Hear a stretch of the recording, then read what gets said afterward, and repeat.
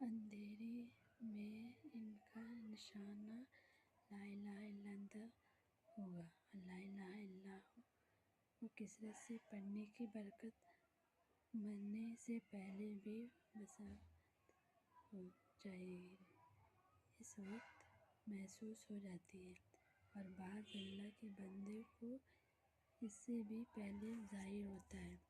حضرت عمر صلی اللہ علیہ وسلم نے فرمایا کہ میں اپنے شہر سوال میں بیمار پڑا ہوا تھا۔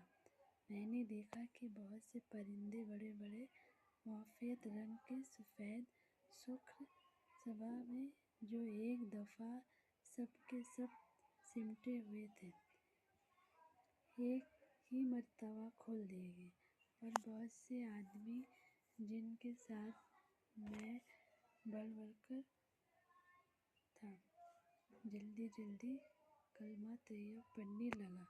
میں نے اس سے ایک شخص نے مجھ سے کہا، تمہارا وقت بھی نہیں آیا۔ ایک مومن کے لیے طفیلت جس کا وقت آئے گا۔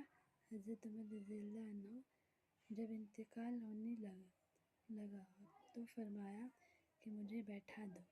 لوگوں نے بیٹھا دیا، پھر فرمانے لگا، یا اللہ، تو نے مجھے بہت سے کاموں میں حکم فرمایا ہے۔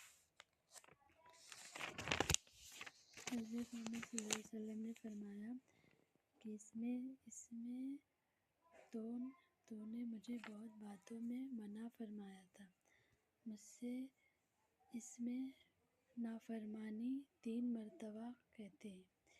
اس کے بعد فرمایا، لیکن لا الہ الا اللہ فرما کر ایک جانب غور سے دیکھنے لگا۔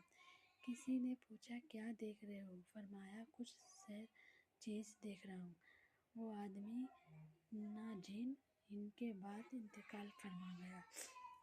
کسی نے جواب میں لکھا سے پوچھا، کیا گزرے ہوئے؟ اس نے کہا، ان 4 کلموں میں بدولت میری مغفرت ہو گئی ہے۔ لا الہ الا اللہ غفرنی بہا عمری۔ لا الہ الا اللہ کو خلدی ہوتا ہے۔ حضرت محمد صلی اللہ علیہ وسلم نے فرمایا کہ عمر ختم کرو، لا الہ الا اللہ ہی کو قبر میں لے جایا کرو، لا الہ الا اللہ کے ساتھ تنہائی وقت میں گزارو، اور لا الہ الا اللہ ہی کو اپنے رب کے پاس جاؤ۔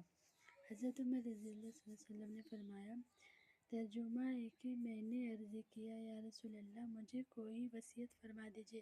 اشارہ فرمایا کہ عرض کیا ہے؟ رسول صلی اللہ علیہ وسلم نے کوئی وصیت